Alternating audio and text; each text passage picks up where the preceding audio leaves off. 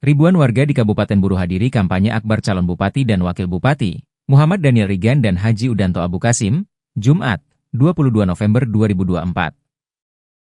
Ribuan warga ini datang dari berbagai desa maupun dusun di Kabupaten Buru, seperti dari daerah Jikumerasa, Kota Namlea, dan lainnya.